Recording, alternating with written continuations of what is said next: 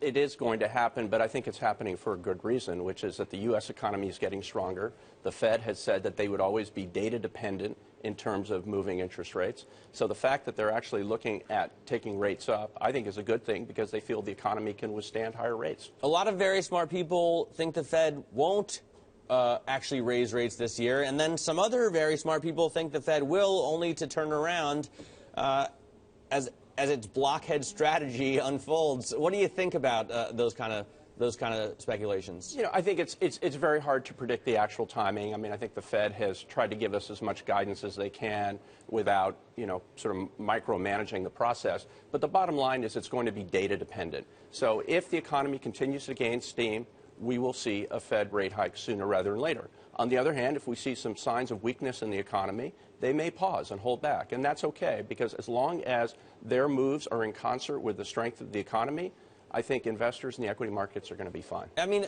Ellen Zentner and Jim Bianco seem to think it'll never happen, but I feel like Janet Yellen has told us it is. I mean, isn't this really a certain move?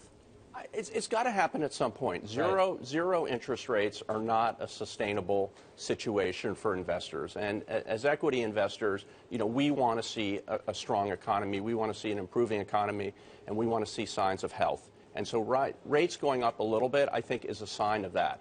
We cannot stay in a zero-rate interest rate environment forever. I suppose the question is what happens after, right? I mean, just one 25 basis point hike doesn't change the economy that much. Do we see the Fed holding after that? Do they continue on a regular basis? How's it go? I think it's hard to say. I mean, at Janus, we're really focused on individual companies and their actual performance. And my focus is large-cap U.S. companies. So I'm very focused on what's going on in the economy. We like to say we're macro-aware. But at the end of the day, we're really looking at the individual company results. So, we have companies like a Home Depot that will perform well as long as the economy gets better, the housing markets get stronger, and as long as the Fed doesn't get in the way and cause problems.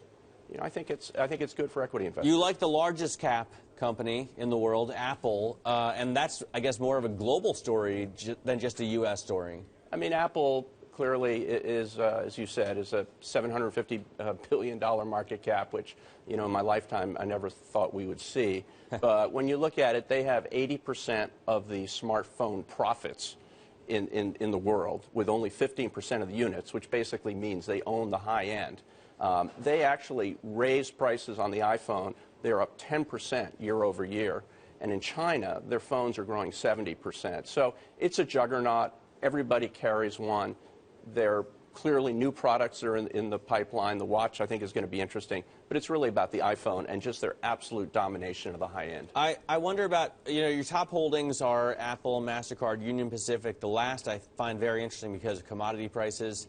How does Union Pacific weather the fall in oil prices, the fall in commodities in general? Well, what's beautiful about Union Pacific is they're actually a very diversified railroad.